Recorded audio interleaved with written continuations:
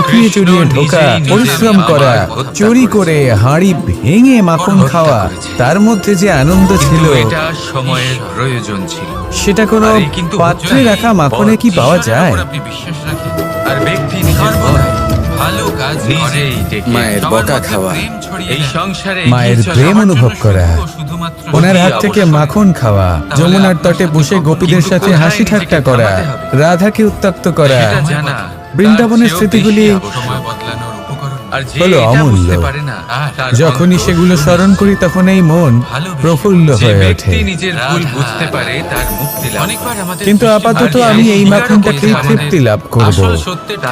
আপনিও আপনার জীবনে সেই অমূল্য অদ্ভুত মুহূর্তগুলোকে স্মরণ করুন এবং আনন্দিত থাকুন আমার সাথে। ভালোবেসে বলুন রাধা রাধা। মহাভারত, গীতা আর আমি। চিরকাল বলা হয় কর্ম করো, কর্ম করতে থাকো, কিন্তু শুধুমাত্র কর্ম করাটাই পর্যাপ্ত নয়। কর্ম কিভাবে করা হচ্ছে, কোন দিশায় করা হচ্ছে সেটা বুঝতে পারাটাও অত্যন্ত আবশ্যক। ভাগ্যের ভরসায় থাকবেন না। ভাগ্যের দ্বার যদি বন্ধ থাকে তাহলে নিজের কর্ম দ্বারা আপনি সেই দ্বার খুলে দিতে পারেন। এবার আপনার পথে যদি কোনো বড় পাহাড় চলে আসে তাহলে আপনি কি করবেন? ভাগ্যের ভরসায় বসে থেকে হাহাকার করলে তো হবে না। ভাববেন যে আমার ভাগ্যে এটা লেখা আছে তাই এই সমস্যা নিজে থেকেই পথ থেকে সরে যাবে না। আপনাকে কর্ম করতে হবে। নিজের কর্মের দ্বারা এমন কোলাহলের সৃষ্টি করুন যাতে ভাগ্য নিজেই আপনার জন্য সেই দ্বার খুলে দেয়। কর্মের কোলাহল কিছুটা এমন হওয়া উচিত যে সেই বাধা যেন আপনার কোলাহল শুনে নিজে থেকেই আপনার পথ থেকে সরে যায়। কর্ম করুন, কিন্তু এটা ভেবে কর্ম করুন যে কিভাবে আপনি কর্ম করছেন, কোন দিশাতে আপনি কর্ম করছেন। দিশাহীন ভাবে আপনি যতই কর্ম করুন না কেন কোনো লাভ হবে না। কখনো সৌভাগ্য লাভ করতে পারবেন না। কর্ম করুন, বুঝে শুনে করুন, আর আমার সাথে ভালোবেসে বলুন রাধা রাধা। আমরা সবাই জীবন সুখ আর শান্তিপূর্বক অতিবাহিত করতে চাই। আমরা সবাই এটাই চাই যে আমরা সবাই স্বাধীন থাকবো, আর এই স্বাধীনভাবেই আমরা জীবনে অগ্রসর হব। আর যখন কোনো ব্যক্তি আমাদের এইসব কিছু করতে বাধা দেন তখন আমরা তার উপর রুষ্ট হই। কিন্তু সত্যিটা ঠিক এর বিপরীত। কখনো কখনো এই ব্যক্তি অজান্তেই আমাদের এটা ভাবতে বাধ্য করে দেয় যে আমরা যেটা করছি সেটা কোথাও অনুচিত নয়। তো জীবনে অগ্রসর হতে হতে, সুখ খুঁজতে খুঁজতে, স্বাধীনতা খুঁজতে খুঁজতে আমরা অনুচিত কিছু করছি না তো? দুর্বলতার কারণে আপনার পা মুচকে গেল। এটা বোঝা অত্যন্ত প্রয়োজনীয়। আর এটাই আমরা বুঝবো একটা উদাহরণ দ্বারা। কখনো কোনো উপবনে যাবেন আর গিয়ে ওখানকার মালিকে দেখবেন কি করে। কিছু সময় অন্তর ও ঘাস আর আগাছা কেটে পরিষ্কার করে। আর এরকমটা কেন করে? সে নিজেই তা রোপণ করে, নিজেই পরিশ্রম করে, আর তারপর নিজের পরিশ্রমকে কেটে ফেলার কি অর্থ হতে পারে? এরকমটা সে কেন করে? এরকম সে করে যাতে ঘাস এবং চারা সবাইকে নিয়ন্ত্রণে রাখতে পারে, আর সেই উপবনকে সে সুন্দর এবং মনোগ্রাহী করে রাখতে পারে। এটাই হলো ওর উদ্দেশ্য। এবার ভাবুন যে সেই ব্যক্তি আপনার জীবনে সেই কাজটাই করছে। আপনার জীবনে সে মালিক হয়ে আসে আর কোনো শুল্ক ছাড়াই আপনাকে সে আরো উত্তম ব্যক্তি করে তুলছে। তাই মনে মনে ওনার প্রতি কৃতজ্ঞ থাকুন, আর আমার সাথে ভালোবেসে বলুন রাধা রাধা।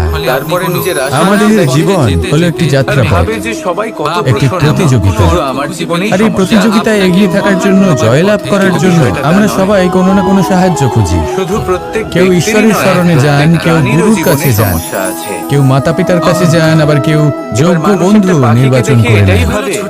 আর হ্যাঁ, এনারা সবাই আপনাকে জীবনে অগ্রসর হওয়ার পথে সাহায্য করতে পারেন। কিন্তু এমন একজন ব্যক্তি আছেন এই সংসারে যিনি এই সংসারে আপনাকে সবার আগে নিয়ে যেতে পারেন। আর সেই ব্যক্তি হলেন স্বয়ং আপনি, আর কেউ নয়। অর্থাৎ আপনি যদি চেষ্টা করেন, পরিশ্রম করেন, তাহলে আপনার বন্ধু, আপনার বান্ধব, আপনার পরিবার, আপনার গুরু আপনাকে সাহায্য করতে পারে, আপনাকে আরো অনেক বেশি প্রদান করতে পারে। কিন্তু যদি আপনার চেতনাই না থাকে, তাহলে কেউ আপনাকে এগিয়ে নিয়ে যেতে পারবে না। যেমন ছোট্ট একটা বালক যে সবেমাত্র হাঁটতে শিখছে, প্রথমে সে হামাগুড়ি দিয়ে চলতে চেষ্টা করে। তার মাতা পিতা তাকে দেখে খুব আনন্দ পান, তাকে উৎসাহও দেন। সেই ছোট বালক দাঁড়াতে চেষ্টা করে, হাঁটতে চেষ্টা করে, আবার পড়ে যায়, আবার উঠে দাঁড়ায়, আবার চেষ্টা করে, আবার পড়ে যায়। আর ভবিষ্যতে গিয়ে সে হাঁটতেও শিখে যায়, আবার দৌড়তেও শিখে যায়। এই সংসারে আপনি যে কর্মই করতে চান না কেন, যে স্বপ্নই আপনি পূর্ণ করতে চান না কেন, সেটা আরম্ভ হবে আপনাকে দিয়ে, শুধু শান্ত আপনার কর্ম দ্বারা। করতে হবে। তাহলে সেটাই করুন। তাই কর্ম করতে শুরু করুন। বাইরে থেকে সাহায্য পেতেই পারেন, তার সদ্ব্যবহার করুন। আর আমার সাথে ভালোবেসে বলুন, রাধা রাধা। ক্রোধ এই হলো এই সংসারের সব থেকে ঘাতক আবেগ। এই আবেগ আগুনের সমান। যদি কোনো ব্যক্তির মনে জাগ্রত হয়, তাহলে সামনের ব্যক্তিকে ভস্ম করার আগে সেই আগুন সেই ক্রুদ্ধ ব্যক্তিকেই ভস্ম করে দেয়। সেই জন্য এই ক্রোধকে নিজের থেকে দূরে রাখা অত্যন্ত আবশ্যক। কিন্তু তার অর্থ এটা নয় যে সেই রাগের কোনো মূল্য নেই। আগে হ্যাঁ, কখনো কখনো জীবনে এই ক্রোধের বহিঃপ্রকাশ অত্যন্ত প্রয়োজনীয়। যেমন একজন ব্যক্তি তিনি অপরাধ করেই চলেছেন, আপনি তাকে সুযোগ দিচ্ছেন কিন্তু সে কথা শুনছেন। সেই বিভ্রান্তি নিয়ে জীবন অতিবাহিত করছে যে সে যেটা করছে সেটাই হলো উচিত, আর এটাই ভেবে সে অধর্মের পথে অগ্রসর হচ্ছে। এমন একটা সময় ক্রোধের বহিঃপ্রকাশ অত্যন্ত প্রয়োজনীয়। যেমন শ্রীরাম ক্রুদ্ধ হয়েছিলেন, উনি অগ্নিবাণ সাধন করেছিলেন সাগরের প্রতি, কারণ সাগর নিজের অহংকারে মত্ত হয়ে কিছুতেই শ্রীরামকে লঙ্কা পর্যন্ত পৌঁছানোর পথ খুঁজে দিচ্ছিল। যখন শ্রীরাম ক্রুদ্ধ হলেন, তখন সাগর ওনাকে পথ দেখালেন। ক্রোধ প্রকাশ করুন, কিন্তু উচিত সময়, উচিত পরিস্থিতিতে, উচিত মাত্রাতে। আর কখনোই এই ক্রোধের আবেগ যেন আপনাকে নিয়ন্ত্রণ না করতে পারে। আসুন আমার সাথে ভালোবেসে বলুন, রাধা রাধা। প্রত্যেক মানুষ জীবনযাপন করে, প্রত্যেক মানুষ বেঁচে থাকার রসদ জোগাড় করতে পারেন না। তাই যে কোনো সমস্যার সমাধান তাহলে কি করা যায়? জীবনের রসদ কিভাবে জোগাড় করা যায়? কিভাবে আমাদের চেষ্টা করে যাওয়া উচিত, আমাদের কি করা উচিত? কিছু কাজ আছে যেগুলো আপনাদের করতে হবে। রাধা সর্বপ্রথম জীবনে যখনই কোনো সমস্যা আসবে, তখন নিরপেক্ষভাবে তার সম্মুখীন হন। তা সে যে সমস্যাই, সেটা সমাধান করার জন্য আপনাকে শুভ পথ নির্বাচন করতে হবে। তারপরে যদি আপনার হাতে কখনো ক্ষমতা আসে, সেই মুহূর্তে আরো বেশি বিনম্র থাকতে হবে। আপনি ধন অর্জন করলে তখন অহংকার জাগ্রত হতে দিলে চলবে না। আপনি যদি শক্তিশালী হয়ে ওঠেন, তাও অহংকার জাগ্রত হলে চলবে না। জীবনে যখনই ক্রোধ হবে, তখন নিজেকে নিয়ন্ত্রণ করুন আর ভেবে দেখুন যে যদি এই মুহূর্তে আপনি ক্রোধ দেখান, তাহলে তার পরিণাম কি হবে? এর ফলে কি কিছু শুভ ঘটনা ঘটবে নাকি অশুভ কিছু ঘটবে? শুধু এই কটা কাজ নিজেদের জীবনে আত্মসাৎ করুন, জীবন যাপন অত্যন্ত সহজ হয়ে যাবে। আসুন আমার সাথে ভালোবেসে বলুন, রাধা রাধা। সংসারে যদি আপনি শুভ কিছু অর্জন করতে চান, তাহলে দুটি পথ আছে। প্রথম হলো ধর্ম আর দ্বিতীয় হলো কর্ম।